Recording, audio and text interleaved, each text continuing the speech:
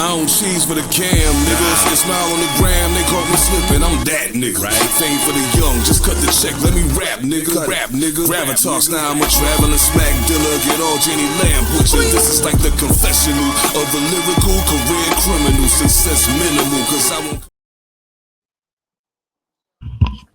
Yo, what's going on? Y'all already know what time it is, man. Welcome back to Side Barz. We don't bring you nothing but the dope over here. I've been on a Carolina run for a minute. But I decided to bring it back to the home front. You know what I'm saying? Those of y'all who know, I relocated to Tacoma, Washington about 10 years ago.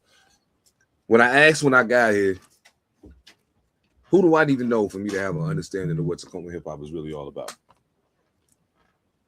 A lot of names got said, but one of the names that rang the loudest, and as I've observed this brother making his moves over time, man, it deservedly so.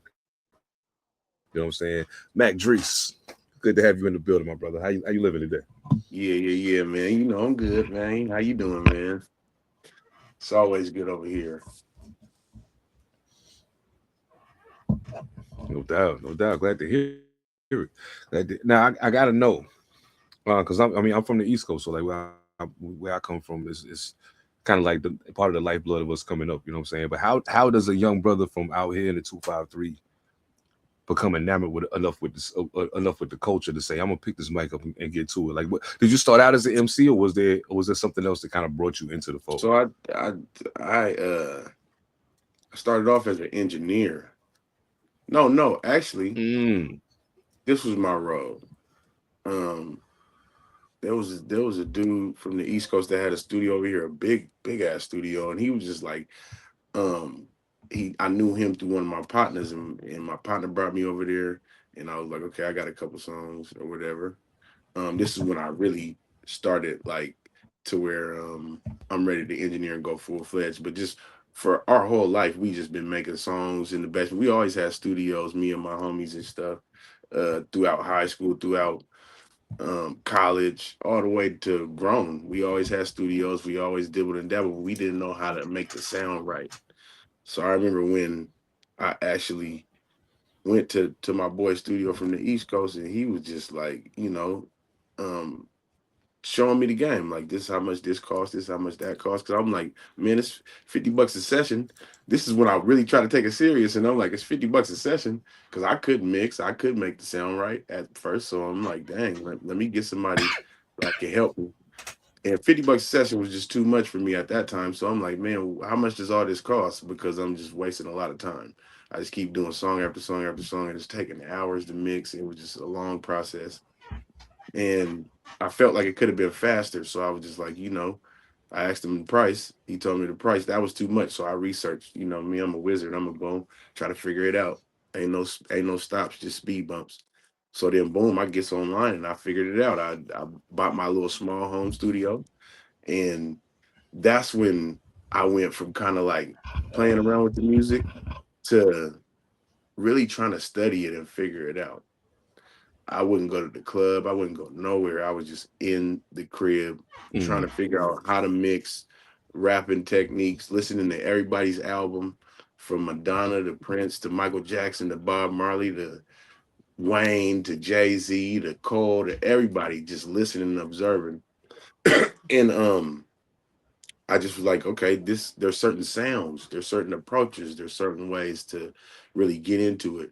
And I remember about that time, after I did that, after I got that studio, I was learning the sound so much and studying music so much that I just automatically by default came the neighborhood engineer.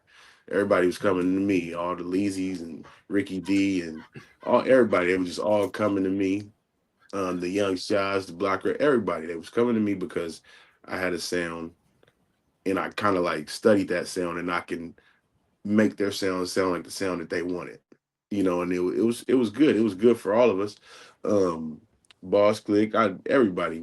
I really just helped almost everybody in the town develop their sound as they were coming up. And then once I saw that out, and I was talking to Ricky D about this in the studio the other day, once I started seeing that and started listening to these guys a lot, my own music I was forgetting about. So I went back to that and started developing my own music, started doing stuff, started getting on songs with these guys and really trying. And it wasn't like I was just getting on songs to get on songs. I was getting on songs to really show and prove like, hey, I can hang. I can Right. I can get down with you guys. It's not no, I ain't no pushover. I'm gonna make the song better and we're gonna make the song great together. Um, and a lot of people respected that. They respected the confidence. They respected the vision that I had. In the way I approached the songs and music in general, it was just different. And I made sure that it was different because I got to So it was a study would you sound. say it was less so competitive for you? Yeah, it was kind of competitive, but it was like inspiration. I was pulling inspiration from those guys. I was pulling inspiration from myself. I was really inspired when I would get on songs and outdo the next person, and then people would tell me like, "Oh no, you went hard on that." That's what would inspire me to go back in and keep going. So it was like the fans, the competitiveness, the inspiration, and just the wanting to know. I was hungry to know what music was all about and how far it could take me.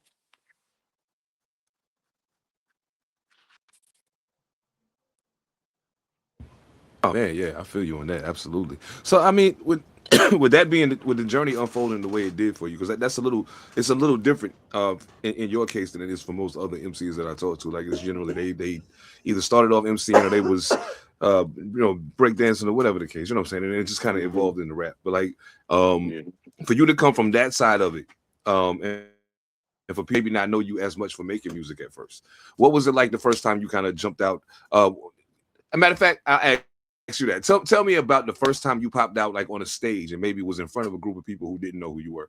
And it was kind of like, hey, let me test this out and see what it's like. Like what was that like? What was that experience like for you? That I prepped for that. Like everything I did, I kind of prepped for it before I did it. I was able to study that too. I was able to me and my homie K Dub, we started a whole band before we even started touching stages. We started the band and was telling the band to go up there and go do your thing, and you know what I'm saying. And we got them a press kit. We figured it out. We figured out the business side.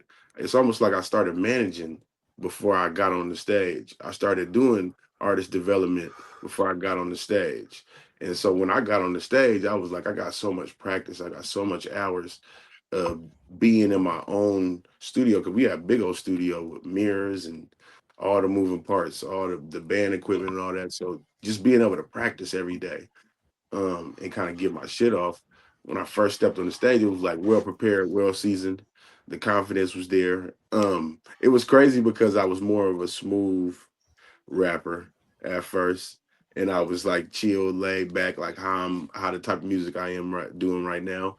And I would sit on the chair and just wear my glasses and my hat, and I would just kind of rap to you like like a smooth. And everybody would say, "Get off the chair! I want to see a show." And I'll bring a couple ladies with me and just be on the stage on the chair with a couple ladies and on my player shit. I had a band with me or something, and it was just an image. It was an aura, No and that's doubt. where that Mac Dris character came from. They was like, okay, that's real. That fits him. He's real. He's a cool cat. And then after that, I just was like, you know what? They're right. I need to get off this stool, and I need to really perform and put on a performance that I know how. And that's when I just really became that other person where I'm just jumping and running around the stage and slapping and giving people dap and clapping hands and just doing everything to make the crowd be engaged with the music. I feel that. Do you have a favorite show you've done? Hmm. Two shows. So I would say the Cube 93 Summer Jam. I did the Summer Jam one year, sold out crowd. It was crazy. And I had this song called Love Serena, Mm. which was like a love song to the girls, and then I had another song that was hype, and I brought my boys with me, and it was just like as soon as we touched the stage, everybody was screaming. I'm like, the girls are screaming, we're filming them. It was like that moment. That's when I knew, like, and Lizzie and everybody was there, and they was like, dang, when you got on the stage, when you was on the stage, they was like, ah, back Dris. That's when I was like, okay, I feel like I made my mark. Like I am that guy. I am who I think I am, and I can actually push forward with this character, with this movement, and it's gonna be strong. You know what I'm saying? The word kind of got out. Like, he's a good performer. He puts on a good show, and my second favorite one would probably have to be. This was fun. This was fun as an artist. It was the stripper Olympics. It was the stripper Olympics, my guy. Oh The shit. craziest Okay. I'm talking about. Okay. I'm talking about it was what every man, it's the Olympics for strippers. It's like, so, and not only that, they had some corn stars and all that, Oh but my god. it was all strippers and it was just all women and it was a No pool doubt. in the middle. It was booths on the side and it was a stage right in front of the pool. So it was like you had to be in the pool or on the side of the pool or something, and everybody was paying attention. It was a lot of booty shaking. It was just fun. The atmosphere, right? That was probably like one of the best feelings. Like, Yo, damn, everybody's dancing to every song, that's and it's crazy. all female. It was like, what is going on? And I was losing my mind. I'm like, I'm taking 100 pictures. So like, I don't know what's going on, but I love it. It was like, I don't know. It was like Yo. fun and music at the same time. Absolutely. Yeah, that see, Yeah, man. Dog, listen, independent artists, I know y'all be watching because we be talking in the comments and all that shit. This is the shit you live for when you know what I'm saying. right. When you talk about doing all these things, you can do all them things without having to put your name on a piece of paper that's gonna make you a Yeah, slave to somebody. You can do that. So let's talk music though. Let's talk the music releases. Because I one thing that I noticed was as I was kind of checking through your discography, I was like, man, you got a lot of different kind of records. You know what I'm saying? It's not like you only make one type of music. You make a lot of different kind of records, and you feature with a lot of different kind of artists. yeah. The general reception around maybe let's say in the town, general reception when you first started actually releasing music. Like, was there a because you? I mean, of course, you already had those roots that kind of had you in the mix with everybody, but to the people who may not have been tuned in, like what was the reception from the city to you actually putting the music out there and repping for the town? When I first started, it was like a yin and a yang. It was a little bit of both. It was like some hit or misses. I remember a time where I tried to give my CD to a nigga, and this was back when I seen everybody else giving out CDs and all that. And I just tried to give a nigga a free CD. And he said, "I don't want that shit." And I was like, "Damn." But that People was can be like, it brutal, clicked. boy. It's like, it's not for everybody. And you don't have to force it. I didn't have to get mad at him. I could have just kept going, but I kind of cussed him out. I was like, nigga, support your own tail. But it just was like that wasn't the right way to approach it, and but then after that, like it was a lot of love because I try to be the most funnest guy and most respectful guy and just neutral person. And I'm real community. I love giving back. I love giving. So it's like when people come to my video shoots, shows, whatever they're doing with me, they know they're gonna get something from it. They're not gonna have to spend a lot. And if they don't got it, I got them. It's all good. So I move like that, because we got to Man, move as a village, you know what I'm saying? And so the music was easy. That was easy transfer. And it was like, okay, he already does stuff for me. The dude records my music, or he does this on the side for me, or he goes and takes my pictures on my videos, or he does, he taught me how to start my business. And then that he's dropping an album. Of course, I'm gonna listen to it. You know what I'm saying? And a lot of the times, the women were just like, I just like him for what he looks like, or who he is, or who he can be for me. So I'm gonna go listen to the music. You know what I'm saying? So it's like you just gotta set yourself up to being a likable guy. You know what I'm saying? So I feel like out here, for sure me, did. they definitely accepted me like off the jump. Off the rip. Mm. Just made me think about something too. You're probably one of the better songwriters as far as people that I consider quote unquote hip hop artists, especially independent hip hop artists. You're probably one of the better songwriters in that group of people. In regards to how you approach writing records, though, what's the most common way that something come about? Like I know everybody got a million different ways to share. I mean, as an artist myself, I know Yeah. a lot of different ways that something happens. But there is one thing that there's one path that usually is the way. You know what I'm saying? So as far as your creative process goes, in regards to songwriting, what's kind of like the secret sauce that you can share? Mine is I don't write. Everything is from the heart. Everything is right on the spot. Everything is, I hear the beat and I'm gonna let the beat carry me where it wants to carry me. I'm just another instrument on the song. I don't try to take too much away and do too much, because it's all about what you say and not how you. It's all about how you say it, not what you're saying. There's a million ways to say one word, and expression wise. So it's like you got to figure out your pocket. You got to figure out your tone. You got to figure out the sound of the song first, and that's how I approach it every time. Just try to figure out the tone. How I'm gonna do the song, the swag on it, and all that, and not go from there. I might just be mumbling words like and then come back and put words to that. I ain't seen it none, or I might just have the words right there and be able to just put it right on the beat like that. And I got my own studio, so it's kind of cheap for me. I can sit back and do that. You know what I'm saying? I don't have to be on times. I don't have to. I'm not on a time limit. I'm not writing. I'm not reading off of paper. I tried to read off of paper once upon a time in my career, but that didn't work. I just sound like I'm reading off of paper. It just doesn't work for me. Everybody can't. You'll be like, Mac, don't do that. That's a talent. When you see somebody do that, when you see somebody that can write on paper and then it don't sound like that, they got something. That's crazy. I definitely can't do that. But yeah, I'm more off the top, just expression. It sounds. It kind of, and you kind of can feel the freedom in it. Too, and I was about to say that's kind of you convey fairly well in regards to how you make music. Like there's like I'm doing what the fuck I want to do. Like there's you know what I'm saying. Like this is the vibe I'm on right now. This the beat. This what the beat's saying. This is where I'm going. Let's go. Do you now? I do wonder though, because I know Stewie. That's Stewie New is my guy. Tone, watch Tone, my guy, Lee's, all of them niggas, I fuck with them. But I never really got a chance to ask any of them though this, and I do want to ask you, because I know that you've had an opportunity to have some reach into some areas that some other artists, haven't been able to go to, simply because of your ability and your grind. As far as being from the Northwest, which especially in urban music ain't some place that's looked to for that.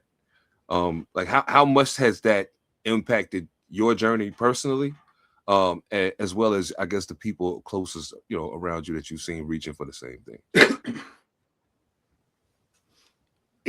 We're different down here, and we don't have our hub. We're not heard, so a lot of the times it's like we have this chip on our shoulder. Everywhere we go, we act like, okay, we're the man. I'm taking over this city or town or country, and this is me. And we're the best. We're the best at what we do. We have this type of arrogance because of that, because we don't have the hub like LA and like New York and Detroit and all that in New York. We don't have those big platforms like they do also. So it's like we be reaching for the stars when we step out, and it benefits us and me, especially because it makes the grind easier. It makes what I'm doing easier. It makes my connections easier. It makes people just flock to you even more when they see that you are a confident person and you feel and you know what you're doing and you're moving the right way. A lot of times, like in the country, I would say in the country, it's almost like a chip on the shoulder, got to prove ourselves type of thing. And out of the country, it's like I know, and they know. So it just feels good. It's just like automatic. It fits right in the slot. There's no wrong in it at all.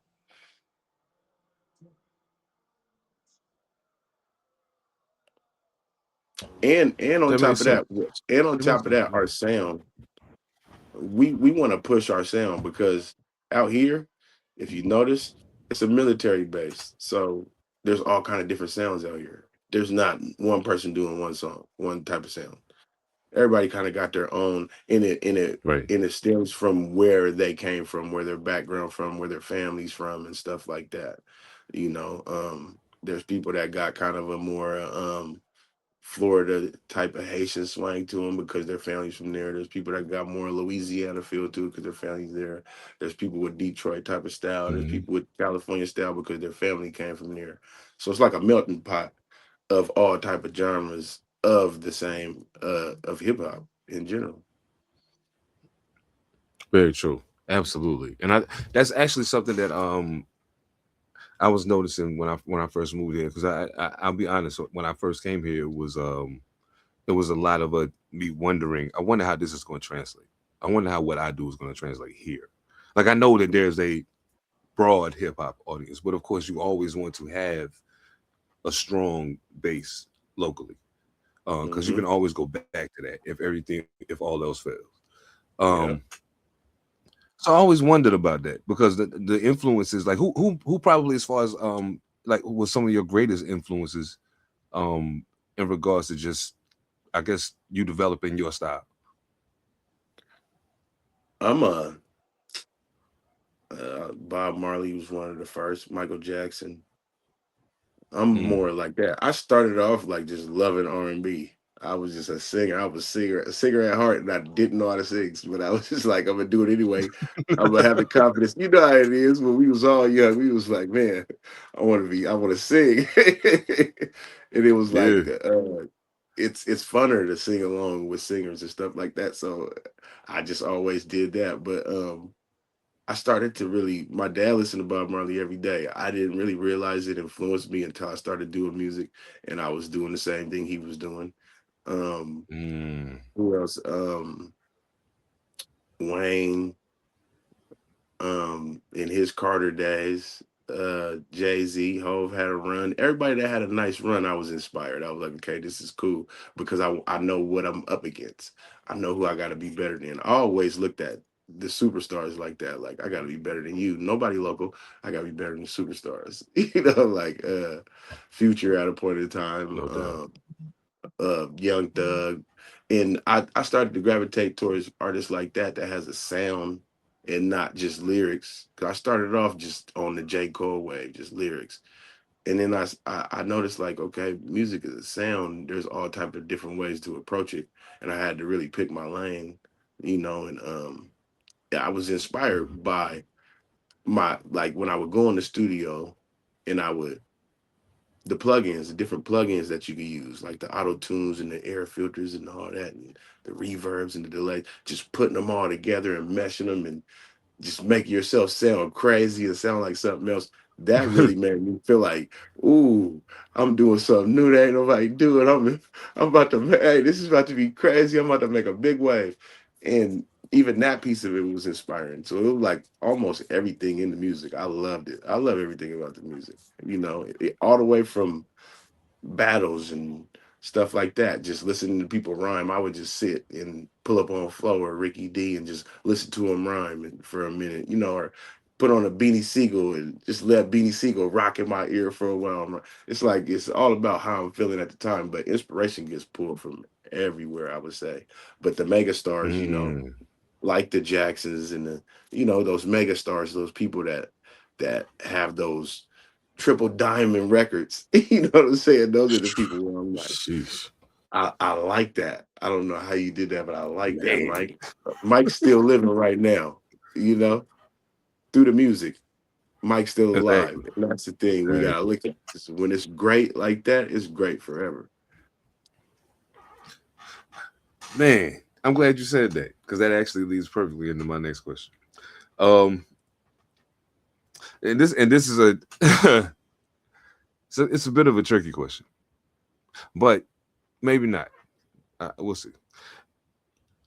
Say I never heard of you ever in my life, and I ran into you downtown Tacoma. I'm in town visiting on business, but I'm a hip hop fan, and I run into you, and I just assume that you're an artist. Maybe you having a conversation with somebody about music. Yeah. So then I ask you, I say, well, listen, what's your name? And I got time to listen to one record right now. what one song are you gonna play me to make me come back and listen to the rest later? I only got time for one right now. What song would it be? Ooh, that's super hard. I'm the type of nigga that just give you a flash drive for my, I'll give you something that you'll remember. I got the flash drives and it's myself. It's my whole body, and you could take it apart and it's a flash drive. I'll give you something to remember, like, dang, this nigga gave me this. Oh, that's I wild. gotta listen to these. You know what I'm saying? I never had this in my life. He didn't give me no CD. He didn't say too much. He just handed me that. He was quiet. You know what I'm saying? Let me. That'll stick with you. But I would say this. I'd be listening to my old catalog. I like Underlay for some reason. Underlay just has that feel. Right now, I'm doing a different type of, I'm on a different wave and I'm doing some different stuff. But Underlay is just always like, oh man. Like every time I hear it, I'm just like, I did this. This was this was this was a one. It was a 101. Man, I gotta ask, because you done a lot of singles, which I never was really a heavy single artist. So like when I see somebody who's able to do it and able to create those waves in time, in real time, and ride that into the next joint, and then not even have to be a part of an album or anything, you know what I'm saying? I find that there's a skill to that everybody don't have. You know what I'm saying? But you definitely got that ability. Sure. At what point was there a point where you kind of, what shifted to make you say, I'm gonna kind of go this route for a minute? You know what I'm saying? And I'm gonna get back to the album shit, but like, you know what I'm saying? The world, just where it's at and where I saw it going. I was studying the internet and algorithms and studying social media and seeing people's attention spans and stuff. I was looking at my algorithm. They're only paying attention for 50 minutes or 50 seconds. I'm only getting 50 seconds out of people. I only need content for 50 seconds. It's like, we're wasting a lot of time doing too much. And shit was, the longer it gets, the more boring it gets towards the end. So I started doing that and just really started looking at, okay, let me do smaller things. Let me do less verses. Let me do small drops. Let me do EPs. Let me do small things. And when I did do albums, I noticed people would love like 4 or 5 songs. I'll get 4 or 5 songs at like 40K views or 50K views, and everything else would be like 1,000, 2,000, 6,000. And that was just like, okay, that's not enough. I'm looking at my Spotify and my IG and my everything, in my YouTube, in my where I put my releases out, my distribution platforms, and I look at them all and I study like how long people listen, what they're listening to, where they're listening from, who is it, what type of person, what age, all that. And I was noticing that, it was just short stuff. It was a lot of short stuff. It wasn't in the United States. So I was like, let me make shorter things. Let me make stuff that's just right to the point. Let me make projects that are smaller. Let me make different small waves with different people in different areas and stuff. And I would go to these areas and do songs. That's why it's just music for me. It's just like, okay, he dropped this type of song, then he dropped this. That was different. Then he dropped that. That was different. I'm working with different artists and I'm going to different places doing that. So it just has a different feel. No doubt. Okay. So I'm curious, because you mentioned live performance. I don't think some people understand, especially as an independent artist, how important your live performance is. It's going to become your life source at a point in your career. So and then later on you'll figure out how to parlay that strategically. But being a dope live performer is highly important. So I got to ask you, as a person who is clearly also a fan of music, who's been your favorite live performance overall, and who's your favorite live hip hop performance? I mean, overall, ever is Mike. I ain't never seen Mike. Niggas was passing out. When Mike get on, Mike come on with the glove, that little shiny glove. He might just snap his fingers, and then the ambulance comes, and niggas is passing out. It was Like the almost like Thanos God of was this. there. It was like you can't get no better than that. That's like the top of the tippity top. Like even going back watching it, that's why the kids still like it to this day because it's like unstoppable. It's like watching a God. So I would say overall, Mike, that's my favorite guy. And he don't even be doing much, but he be doing a lot though. Yeah. Um, So that. and then for hip hop, I would say, hmm, that's a hard one because I've watched a lot of people. Um,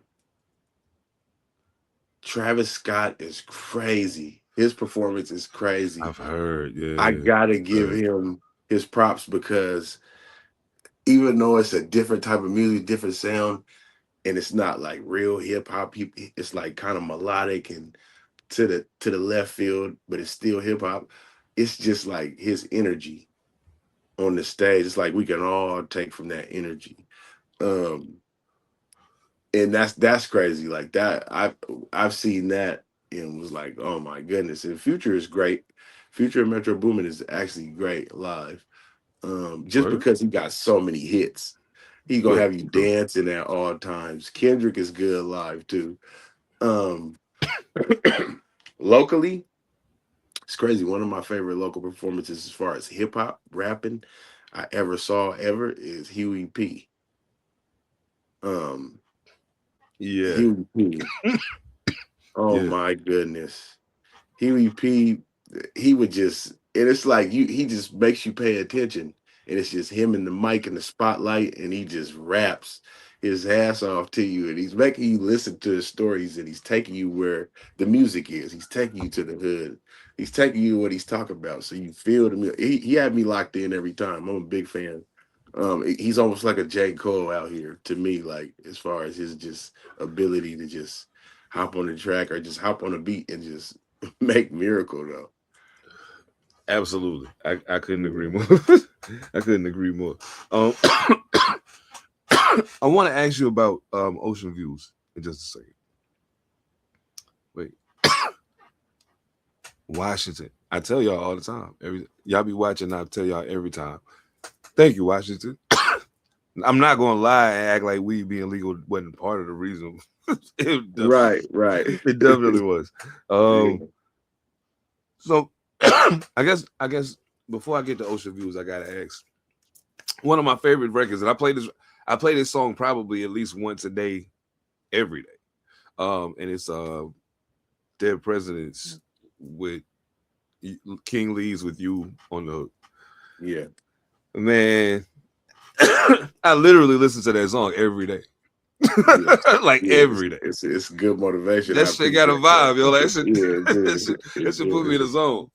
Yeah. What's been some of your favorite like collaborations that you've done? Like whether it was a hook or you did a That verse or was one whatever of the them. case. That was one of them. I loved working with Leeds. It was almost like we made so many different versions of the hook too. We got like 5 different versions, but all those Oh words were shit. just like mixed up and in and out of the hook. We just kind of just copied and pasted and placed it where we wanted it to.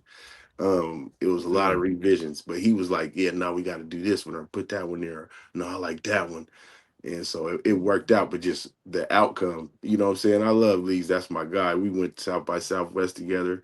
We was out there the whole time thinking it out. We came back. And he was just like, man, Dris, I got this beat. I'm gonna send it to you. Do the hook. And I did the hook. And that was our first time ever engaging in music together, even being on a song together that we actually put on with ourselves without anybody else putting us on the song together. It was just like, and that was dope to see Mm. him reach out to me like, okay, Teresa, I got this hook because he saw the work ethic. He saw he was watching too, like for a while. He was like, okay, I didn't seen this nigga do a lot of dope shit. I gotta get this nigga on a song, and that's how he talks too. Like, it Yeah. all worked out. That shit was dope. Like that was one of my favorite ones. I got one with Washington that was pretty cool. That I was fucking with for a while. But I would have to say the ones that feel the best is the ones I've done out of the country. Because I don't Mm. know what they're saying on them songs. They speak in Spanish, Portuguese, all that. And I'm just the only American just rapping in America. And they love that shit. They're like, man, who that every day they're like the rapper, the American rapper. Yes, he's famous. We love him, and they want me to come back. They want me to stay there. They want me to live in these places, and they embrace me like a bigger artist, not just a regular artist. They embrace me like you know, like the top notch artists, like I'm NBA young boy and stuff like that. They're just like, no, we gotta have this guy there. He's the guy. He's the best. Um, so That's that what's feeling, just being able to say I got a record with somebody that don't even speak English, that it's actually has a wave in their other country. To me, right. that's like I love that. I'm like, man, that's one of my most biggest accomplishments because that makes me international artist. Absolutely. That changes the conversation. Absolutely. Because honestly, there are people who do a record with somebody who got no wave where they from. Like they just found each other on the internet somewhere. They do a song Yeah. together, and because you did a song with that person over there, that don't necessarily mean. Right. Right. I mean, that's what he's trying to tell niggas. Like you got it's a Yeah. matter of quality at a point, as Yeah. opposed to just like how Yeah. many records you can get on a rap. Right. So yeah, now Ocean Views. I was like, am I tripping? Like this, like I wasn't trying to look. I just hit play. It was like I'm not gonna look. I'm just gonna listen to it first. And then it Yeah. was like, wait, this the same record, but like not the same record. Like, Yeah. and then I said I gotta look, and sure enough, what was the motivation behind it? So we got a call from or we got an email from Euphoria, the show, the TV show. Mm-hmm. And they were like, we need this type of music. It has to be melodic. It has to be um they was like reggaeton, Afro beats, anything country, pop, smooth, no rap, just a lot of smooth stuff. And we were like, okay, we're about to do that because me and my boy, Drew P, we do a lot of writing and stuff, and we do a lot of sync music where we send it out for playlists, and in the syncs. And syncs is just like, for those that don't know, it's just like movies and video games, commercials and stuff like that. Um, and we attacked that uh that email with like six songs in a row. And how we did it, it was weird because I'm the type of person I cannot do you can't put me on an Afrobeat song with the beat on it. I'm gonna try to sound like them. I'm gonna try to sound like Mm-hmm. what they sound, and that's not what that's not it's not cool because that ain't me. So I'm like, uh we gotta find a way around that. Um and he sent me just the melodies. Think about this. As a rapper, this is the dopest shit I've ever done as an artist. He sent me just the melodies of each song. It was just melodies. There was no beat on it. And I was able to create on the melody. And it was almost like waking up and it was Christmas every day. Every time I woke up, it was a new email with a brand new song in it. I just didn't hear the beat, but I know I did the song and I know how the melody goes and I know what I said, but I didn't hear no beat on it until the next day. He'll send it to me with the beat. And that was so inspiring. And I was like, man, I've never worked like this. That's crazy. We almost was like able to make any song out of just that melody and those vocals. He was able to put the Afrobeat kid on there. He was able to put the pop kid on there. So I wasn't stepping out of my comfort zone and trying to fit in a lane. It was almost like he was fitting a lane into me. It was some of the it Oh, was some so it was like it was a definitely it was a unique way to record. yeah. And I still do it to this day because that was new. I'd never done that. Now that was super exciting. Um and if you ever, I would say try it. Try it one time. You're gonna be Yeah, I'm like, thinking about it now. man, I'm like, right? You're gonna be like, damn. man, you're gonna make some of the craziest stuff because it's going off of he's going around you. He's going around my voice, around my vocals, around my patterns. So because sometimes the beat gets cluttered in certain areas and stuff like that. Mhm. He's able to go around that to where it's like not it's hitting on the right tone and all that. And then we had and when we put the tape out, we put it out 6 songs, but then I was like, I have the 6 songs without the beat, and I like those too. Mm. So I was like, let me put out both of them at the same time and just have it with the 6 songs without the beat and the 6 songs with the beat, so they could see and hear both sides of it. And that's why the project's like that. It's like the melodic version, the version with the beat. And we were able to fit every genre: pop, Afro beat, all that, all the good stuff, R&B. And man, it was like, and but what's so crazy about the whole process, and after we were done, I was like, okay, I was trying to tweak the sound more, and I was like, okay, let's because we lost the song. That's what happened. The other computer shut down, and I was like, I'm gonna just go back and redo the songs. And they were like, well, the deadline's tomorrow, but we don't got the songs. I'm like, I'm about to do them in one night. I tried to do them all, and I don't know if it was rushed or whatever it was, but it was just feeling like I can't get those moments back. Those moments are gone. Mm, I was in that zone right there. You know what I'm saying? Like I was a different me because I was hearing it different. There wasn't no beat on it, and it was just man. in that moment. So I was like, I couldn't go back to it. So I was like, man, we're gonna have to just figure out what to do with this tape, because we hit them up on the email and asked them, can we still send it in late? And they were like, no, it's closed. And so unfortunately that didn't go through. So we were just like, let's put it out ourselves, and just see what it does. And Mhm. it hit the wave the same way I wanted to hit is with Euphoria. It hit that same type of wave, and it touched people just as much. And I'm not mad at it at all. I love it, actually.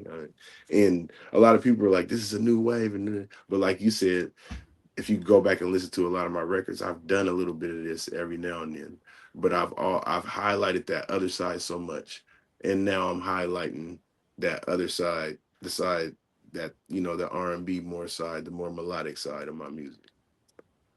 Yeah, that's dope. It's dope too. Like it's crazy to me too when I think about it, because the way people talked about you in the beginning, I thought you were. I'm trying to think of the right way to say this. Oh, fuck it, I'm gonna just say it. The way people talked about you, I thought you were a rapidy rap dude. You know what I'm saying? You feel me? Yeah, Because the people that I was talking to were people that I've heard them rap. They dope, and they giving you the kind of reverence that we give to other niggas that do the exact same thing we do. You know what I'm saying? Then when hmm I started, hmm I was like, yo, he got bars, but it's so much more than that. Like it's, right, you right, know what I'm saying? right. Like There's that's crazy. yeah, That's crazy. yeah. It's a whole nother side, because it's like Yeah. I I know music. I know I can rap, but then I also want to have fun with music too. I want to have fun, and I love bars. I love spitting, but I also want it to sound different. I don't want to sound like Mhm. everybody else when I'm spitting either. So I be trying to find different ways and different patterns and different sounds and stuff like that. And the people that was around me that would probably reference to you and stuff like that, they're just watching me in the studio all the time. And there's millions of songs that I haven't put out that's just on my hard drives that they got to hear that maybe you didn't get to hear, and they're just like, man, no, you don't understand. This guy is crazy. You know what I'm saying? Like, hey, he's insane, because they get to actually be in the sessions and they hear all the songs that are unreleased. So then now the same thing, fast forward to, now it's like I did a song battle not too long ago, and the dude called me out, and then they was like, "Man, you shouldn't have did that. This nigga got like a million songs he ain't released. You don't know what's in there on that hard drive." And I skunked him, and a lot came from that. You know what I'm saying? It was like he didn't like me from that, and a lot happened after that. A lot transpired after that, and I was like, I knew what I was gonna do, and so did they, because they were able to hear it all. So and that's my fault, because I don't put out enough of the music, and I'm starting to just kind of really look at that and reflect on that, and because I could do once a week, I could do once a month, I could do a song every day for the year, and still be good with music, and still have a lot of music. But at times I'd be like, let me not flood it. I'm more of I drop in spaces. I drop in spaces Mhm. so you can get time to feel the music. So you're not just flooded with music and you're just skipping certain things that are important, because I feel like Mhm. ocean views need some time. And if I skip over ocean views and go to the next too fast, then it'll be like, okay, he just switched that vibe I liked. you know? Yeah. And you kind of got to give them a chance to really, like, they got Yeah, to really recognize and be able yeah, to appreciate what's actually happening on the project. Like, right, you know what I'm right. saying? Yeah, that's crazy, man. Yeah, Right. I It love takes a that. minute. It takes a minute for people to really get into the music, and for them to get used to it. Because you might see it all the time. That's with any record. You just if you keep hearing it all the time, it's gonna get stuck in your head. Hmm. And if you just keep seeing it, you're gonna want to watch it and stuff like that. So it's like we don't drop enough, and we're not big enough for it to be stuck in their head. So you got to give them time to listen to it, like you said. Yeah. Do you got a? I hate to ask any artist this. Do you have a favorite song on the project? On the Ocean Views, Yes. um, I would say Ocean Views, that song, just because Mm. that one was just like I loved it. I ain't gonna lie, I love it. That was my bag. That's me in my pocket saying what I feel and what I like and all that. And because it was like the rest of the project, I had to kind of like format it for a show. So the Mm. first song, the Back to You, it was like it's kind of spaced out because it has that feel of going back to somebody and that, and it just has those words and they're real spaced out. And it's almost like a Tim's approach to the music of, I'm just talking and moving through it. And the No doubt. Ocean Views was more like that's not fitting those scenes and no of the project. That ain't fitting those nothing to Euphoria. It was just me being me on the beat and me feeling myself. And I was just like, okay, this worked out. And I feel like that was the song that made me say, I'm gonna put it out anyways. Mm. That makes perfect sense. Hell yeah. Yeah. Hell yeah. Okay. Damn. Who is That is a wild question, but we'll get to that in a minute. Who is somebody that you and this could be indie, mainstream, whatever. Who are some people that you kind of want to work with that you kind of maybe, you know what I'm saying, that you haven't had an opportunity to yet, but you kind of got like, if you had a bucket list of people that you wanted to work with, who would it be? Hey, that's the craziest question because I'm like, I want to work with everybody, bro. everybody, everybody that I ain't did a record with, I'm like, send me a record or let's do a record because it's like you never know what's gonna mesh or what you're gonna sound good with. I might be forcing something, trying to do a record with my favorite person or the person that I really want to do a song with. They might be like, I don't really want to do this record. I only want to do records with people that want to do records with me. I don't want to Mm, force myself on a song or a project or ask anybody, hey, hop on this record. I might every now and then I might say, hey, listen to this. This reminds me of you. And let you hear it. And mm, 9 times out of 10, you might like it and be like, yep, I'm on it. But I might just be like, let me just try to do this, or let me figure out if this person would work with me, first. I'm more into getting people in the studio and letting them do their own record first mm. and I kind feel of that. figuring out, and picking their brain and figuring out, what's next on on the table for them, what's next on their agenda. I got this one young artist right now. He's so new, he don't even got a name, but the boy is like Tory Lanez 2.0. He's him all the way and reincarnated. He got the voice, the swag, he got all of it. I'm like, damn, he's filthy. And he go to Lincoln. Mm. So I'm like, he got a couple Wow. more years of school. And I bring him to the studio and just let him get down and I just be listening to him, like picking his brain, giving him tips and pointers and stuff, trying to season him up, trying to sharpen him up a little bit. And he's a person I would be like, hey, get on this hook because I know you're gonna go promote it and you're in the schools. That's like 1,000 kids that's gonna listen to your record. You know what I'm saying? It's not gonna be a struggle to get this record out, and you're talented, and I can introduce you to everybody else in the town, and everybody and people across the country that don't know you and stuff like that. So yeah, I really be trying to dig younger and youthful when I do features or try to get on songs with people. But other than that, other than digging youthful, I just get on it whoever, whatever, whoever, whenever. I'm a I'm a music connoisseur, so if I go to your studio, we gonna get on the song. It's like we might I do a feel whole that. EP. It's just like I don't. I'm just working. You I know. feel that shit. Yeah, that actually happened to me and Don James. We were just in the studio. We made a Hmm. song, and then we ended up with making another song. And then before we knew it, we was Hmm. like, "Hey man, look, let's just let's just go ahead Right, and do right. it. Just Let's keep just go ahead going and do it." to the Yeah, whole EP because this is all right. If every yeah. that's what I mean. If it's like okay, that feels like that. Oh yeah, we're doing music. I wouldn't mind it. But you know, sometimes it's like I don't even feel or that he ain't saying the right stuff I want him to say, or it just ain't sounding right. You don't want to be that in that situation because I hate to say I don't want to put that song out or I don't want you on that song. I don't like doing that. Mm. I I feel mean, like that's sometimes. disrespectful a little bit. I mean, I don't know how you feel as an artist because I be trying to not be disrespectful, but then it's like I sometimes people don't belong on the song. yeah. Like we okay, gotta so find a way to we gotta find a way to say it. How to say you can't be on the song, but how do you say that?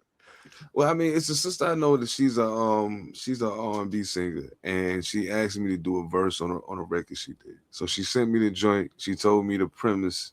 She was like, "Okay, I know this is what I'm singing. I need you to come from the perspective of and I'm like, Mm, bet. You know what I'm saying? So I wrote my verse, recorded it, sent it back to her. She took like 2 days with it, hit me back and was like, "Nah, this ain't it." mm, I was like, "What you mean?" She was like, "Nah, like you kind of, but you ain't quite connect. It's cool. Like, don't worry mm, about it. Like, I just don't worry about it. We'll do something else later. Don't worry about it. I think I'm gonna go a different direction." And I was like, "All right, cool. I can dig it, no doubt." You know what I'm saying? Appreciate the opportunity. You know what I'm saying? But like, right, right, sorry, I didn't hit the mark for you. But like right. I think it depends on the person that you're dealing with too, and their Yeah, level of maturity as a person and as an artist. Um, yeah. or how you kind of got to deal with that. But like, Yeah, because yeah. these So I feel you. rappers, hey, these rappers is different. They get to cuss you out in the text and all that. All that shit, Niggas you are can't be on the song. sensitive, And they're sensitive. Rappers are sensitive. They're a lot more sensitive than people think, and they're more sensitive than the singers. Singers is bougie. They man. want all the money. They just think they're top notch already. But the rappers is more like just sensitive about their craft. They'll fight you over their craft. Hey, yeah, it's real shit. So like, you know what though? I think one of the things that, and I honestly think that listening to Ocean Views reminded me of this. It reminded me that the creativity that's tied to this thing that we do is what gives it its longevity. And then, however much of the essence we're able to maintain within the scope of that creativity also helps maintain the longevity of the culture. Yeah. Um, being that you're from here, as you've seen it develop, as you've seen the music scene evolve over time. Um, uh, I guess I'll ask that. What are some of the current hurdles, and like how long has that been the case? Like, has it been a case where it seems like people just aren't getting the picture, and it's not happening because they won't get it right, or is there like a people talk about gatekeepers a lot? Do you think there's a conscious effort by certain people to not allow certain people to get to get their shit off? I really feel like there is a little bit of gatekeeping, yes, because you do have different sides. You know, everybody's not together out here. Black people ain't Mhm. together. Every household ain't together. So yeah, you gonna be together on the outside of the household. Our communities are so separated, and I know that's it's like this all over the United States. It's just like a whole bunch of different regions, different areas, different cliques, and they don't come together. They might put each other on, then he put that homie on from that hood or that area, then he'll put him on, and he'll put him on from that area, but it's not like a collective. I ain't seen a collective core group of anything in a long time as far as our music or anything with black people.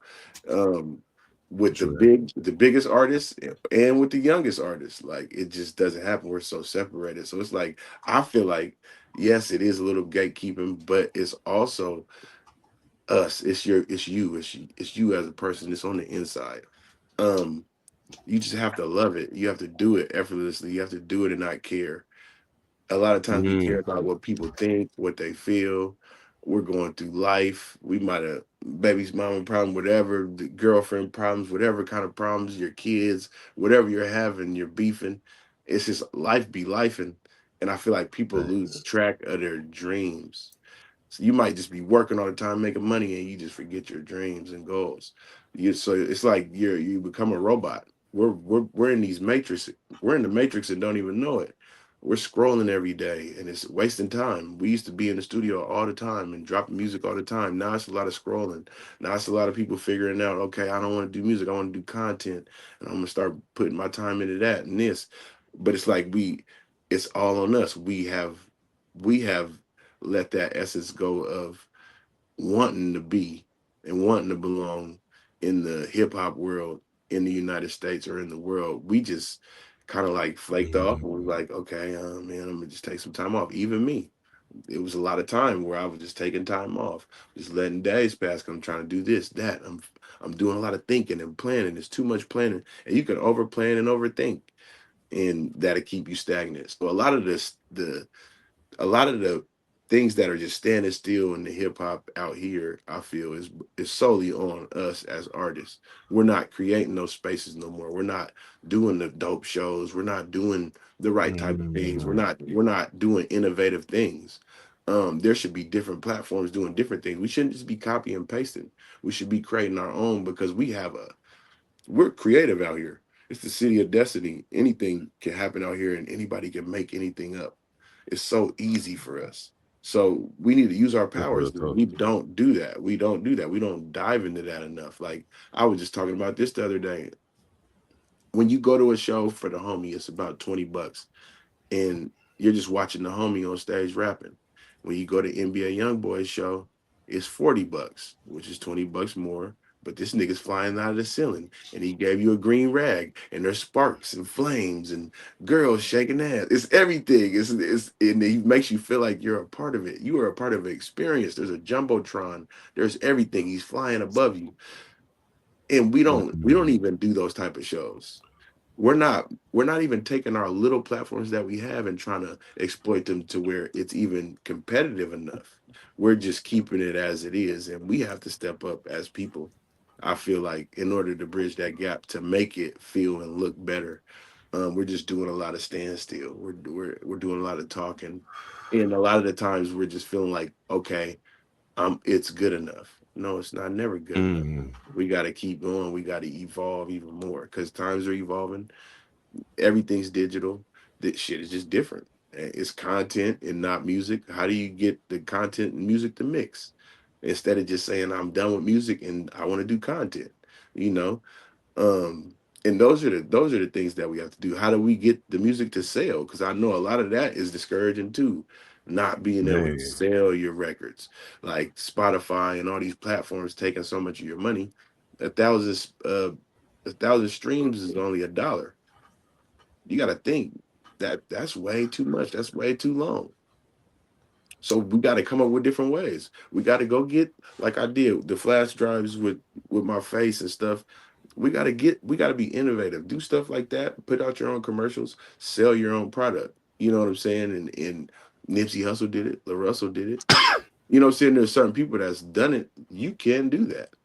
ASAP Rocky Yeah. just did it. Tory Lanez did it. It's possible. We don't have to. We're trying so hard to fit in to what's already there. We're following the rules too much. We gotta break the rules. That's the thing. We're not breaking the rules.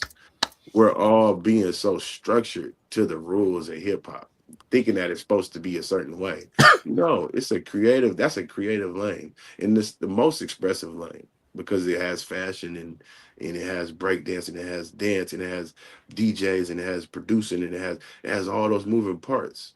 So you just gotta take it all with the culture and figure out a way to blow it up and exploit it for yourself, in the realm of the content creators and that type of stuff. Like I got some dope plans like that. And even like with my show on March 26th, it's gonna be live streamed. I'm live streaming it so you can see it at home. You can watch it if you want to pull up right then and there, you can pull up, or you can watch it tomorrow. But I'm gonna make sure that you're gonna be able to see the whole process and what it looks like and how much fun it was. And No that's doubt. just unique. That's unique in its own of just different ways to approach shows, you know. Yeah, and it's crazy. It's crazy you mentioned that, and it's something that I think I don't think gets discussed enough. That there started to be a broader conversation about the ageism in hip hop, and within the last 10 years or so. Um, I myself can speak to that directly as being I went on my first solo headlining tour at 46 years old. You know what I'm saying? Um, so it's like, yo, like at a point, people was like, bro, you still do that? And I'm like, yeah, why wouldn't I? Is people Right, still listening? Like people still right, people still copy shit. People still want me to come perform in their cities. Like, why would I not still be making music? What are you talking exactly, about? I love what I do. What are you talking about? exactly, You exactly. know what I'm saying? So Hmm. yeah, like I feel you so, man. There's a lot of people that even people that and now mind you, like I told you, I've only been here 10 years. Like I'm saying, and Yeah, that's not even all the way here. Like it's still a few months away. yeah, But even in that time, there's people that I've seen who were active when I got here, who I ain't seen in a they few ain't, yeah, years. you ain't seen them, and it's like You know what I'm saying? that's solely on them. But like you said, Yeah. there's no. You did your first tour at 46, the first headliner. There's no limit. There's no age gap on music. You can't just put a cap on creativity. You know what I'm saying? Like it's gonna blurt, it's gonna expand out of that cap. You cannot put a cap on it. Like creativity is infinity. So everything you're making is infinity. Your age in music is infinity. Your music age is infinity. Everything's infinity because people are gonna listen to it when you're gone. Look at Michael Jackson. He's still a superstar and he's not here. You know what I'm saying? Like I be seeing kids that never seen Michael Jackson in their life watch him on YouTube, and I'm like, dang, you're 5 years old. Michael Jackson been gone, and you're Mhm. obsessed with Mike. That's crazy because there's no limit on it. In their mind, he's still alive. He's still here. It's hope. They don't Yeah, know until somebody tell them he's dead. You know, that is but it's crazy. like that's what we got to look at. Where I would say hip hop's the only genre where people be like, "Oh man, you got to stop doing that at what age you're at and stuff." They always put a cap on it. There's no cap on no other genre. None of them other genres is saying you're done. They be going on tour at 70. Look at R&B. Thanks. Yeah, Motherfuckers be on this is tour at real. the Isleys and all them. Yeah. Motherfuckers, all them old school singers to be still be on tour because it's like, man, it doesn't stop. Bobby Brown still getting the check. It's like Genuine still getting the Oh check. shit. It's like Genuine out there Yeah. falling all over the place, still getting the check. Still getting a check though. It's like it's crazy. It never stops. And if Genuine was to come into town, we probably would go. You know You what I'm know what I saying? mean? Just Can't even front. because. Yeah, you're right. Yeah, Right. yeah. Oh, that's Usher, crazy. look at Usher. He's still getting a check. Everybody gonna get that check. I'm telling you, 50 Cent. If 50 Cent did a tour right now, came to Washington, we're going. Yeah. You know what I'm saying? Yeah. It's like it doesn't And have a he really limit. ain't You had a gotta hit stop. hit and he really ain't had a hit rap song in many And moons. forever. We're just You know going because we're going for Get Rich or Die Trying. We're going for that. We're going for the, That's it. That's all I need. That's all I need. You ain't even gotta do none of the other shit. And I mean you got some rappers Dipset. on the other It's joints, like, but like we ain't gotta right, do all that. We can just do right. this. Give It me some of doesn't the die. mixtape joints and get Richard Die Trying. We can go home. You know? Yeah. That's it. That's what it is. Yeah, Uh, absolutely. Oh man. So tell me, brother, what you got coming next? What can the people expect next from Mac so Dre? next, I'm gonna do series. I'm gonna do some series of music. I'm gonna do I have like 6 to 8 songs on each project, and there's about Mm. 12 of them I got. So it's 12 small projects, 6 to 8 songs. I'm gonna spill those out. One batch of 5 is called International Mac. It's a lot of the international songs that I did going back and forth and traveling. It's a lot of the Mhm. international producers that I work with. And I'm gonna try to go back to those places and shoot those songs. So I'm gonna save that for a little bit. But the most recent is Make the World Fun again. So we're gonna have the Make the World Fun movement. We're gonna get the hats like Trump and all that. We're gonna serve it. We're gonna make that a whole movement because I feel like we're not having enough fun. Everything is killing. Everything is shoot 'em up, bang bang. Everybody trying to be tough. Nobody's loving no more. Nobody's trying to talk to girls. Nobody's trying to get money. Everybody wants to be tough. It's like They the tried to world. get Shorty Even to people hold the that don't, jaw for him. even That's how people they that ain't. don't, even people that don't rap, they're trying to be tough. It's like Yeah, there's no yeah. normal. There's no, oh, I'm just getting money, or I just talk to girl, I just be fucking with the bitches. There's none of that no more. There's everything is, oh, I'll shoot a nigga. It is just Yeah. like it's insane. It's like, what are we doing at this point? We gotta love again, and we gotta have fun again. So I'm gonna do that series, and all that music is just fun. It's just like something to brighten up your day, something for you to dance to, something for you to bounce to, something for you to feel good to about and stuff. And then other than that, Wow. I'm doing some shows. I have a couple shows that I'm curating. One is I got two internet shows that I'm doing. So my first internet show is gonna be a music video review show. I'm gonna start getting that together where I'm gonna review music videos because I feel like that's a missing part, like a 106 in Park countdown or something. I feel like we don't have that no more. We don't got the big ticket in the basement. We don't got the 106 in Park. We don't have those type of medias, but we got a lot of podcasts, a lot of interviewing. There's a lot of that, but then there's not the show part where I can actually see the artists and I can see the different music videos and we could talk about each one of them and stuff like that and react to them and stuff. And I feel like nobody never really big ups the man that made the video. And that's the final product too. I don't want to review people's song that ain't mixed. I want to review, I want you to work hard to finish the product, then give it to me, wrapped up and sealed so I can unwrap it and preview it. I want you to go through the motions. I don't think that it's fair to let you just play your song when it's not mixed. That's not fair to the engineer. That's not fair to you because I'm prejudging you. I want you to actually get Absolutely. through the process and judge you from there. So, and it gives a platform for video producers.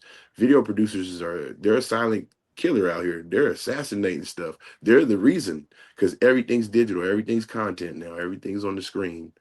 And we're not saying the video producers we're not giving them no props. We're just bypassing Unfortunately, all that. yeah. And I feel like they need some love. So let's take our hats off to them and let's give them a platform too.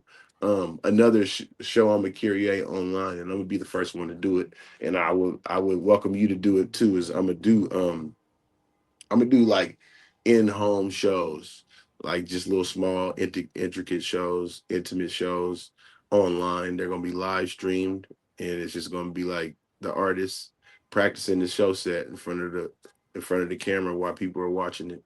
So it'll be like Mm. you and your DJ in in the music. And you're just rapping all your songs to the audience, and I got everything that'll make it sound so they can hear it and all that, and feel like they're there and got all the stage equipment, so smoke machines, lights, so it'll look cool. So that's gonna be another thing too. Like I want to do that for sure because I want to give that platform not only to myself but to other artists. I feel like that'll be something cool because not everybody wants to go to a club nowadays. Some people want to stay Thanks. at home and smoke some bud, you know what I'm saying, and just chill and not be around all that noise and all them people. And and not everybody drinks a lot like that, and it's just different type of vibes. Um, Right. but that's giving an opportunity for the people that do be chilling. Um, and then as far as like actual shows, like live out in person, every show I'm gonna do is gonna be tied into my live streaming platforms. So you're gonna be able to see it. I got March 26th coming. And then I got Hilltop Street Fair coming in the summer. I'm gonna actually perform this year and I'm gonna have artists perform also. So that's a thing that I'm gonna need artists for. So that's something that if you're interested, all you gotta do is just hit me and we can get you on the bill. We got a lot of those. I gotta do 8 hours of that. So I got a lot of artists I gotta put on for that card. Sheesh. Yeah, I Okay. got full Yeah. 8 hours. Yeah. Actually Damn. 16 because I got two stages. So yeah. Wow. Yeah, and I do it every year, and I'll be getting dope artists. It'd be dope every time, and it'd be a good turnout. But I just want it to be more and more. as it keeps growing and stuff. Have more of us in there. Before, the Hilltop Street Fair was like, it was almost like just white people doing rock and roll, and they wouldn't let us on the bill. They wouldn't let us perform, and it was in our streets. It was in the Hilltop where all the black people are, and it was just white people. It was whitewashed, and they wouldn't let us on. They was taking the budget, and they was doing what they do. And just these past 2 or 3 years, they just now recently just started giving it to us and letting us do our thing, and they put me in charge of it and my company, and we've been serving it. We've been doing a good job. No doubt, man. Congratulations on that, man. That's Yeah, I appreciate it. with the history of the Hilltop. Like I'm learning a little, you know what I'm saying, little by little as time go. Yeah. But with the history of that, yeah, that's definitely something that needs to happen.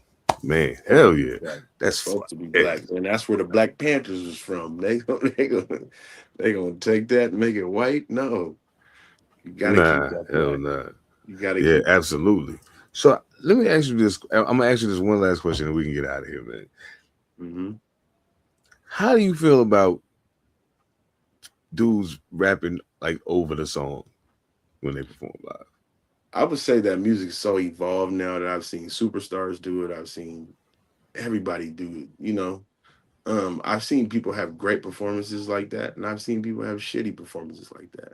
I've done it, and I've done it without the beat also. I've seen people, and I've done great both ways. And there's been times where I'm like, okay, I didn't like it. Like I did like rehearsal, and I'm like, okay, I don't like it with my voice, with just me, because the sound ain't right. The actual sound in this place.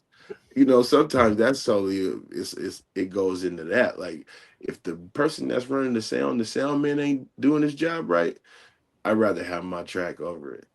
Cause he's gonna make me sound like shit rapping over that beat. It's gonna sound like muffled. It's gonna sound like a muffled. I don't like that. No, just put my track over it. Do my thing.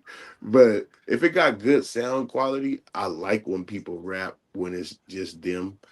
I like live stuff, so that's like the best way to just like take the music in. Live bands, live singers, backup singers, ad-lib mans, all that. I would say if you could rap like a Huey P or a J. Cole with no beat, with nothing but just the beat, and just entertain me the whole time, I'm amazed. And I love being amazed. That shit is dope as hell.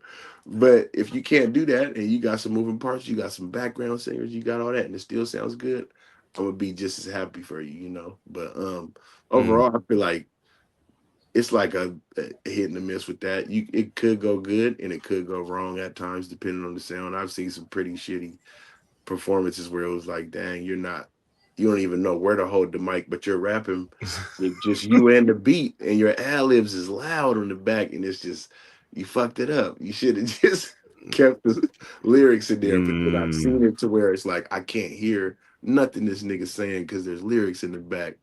And it just sounds like him. And I've seen people actually lip sing it. Like, you're really up there not saying nothing, and I can just hear your song.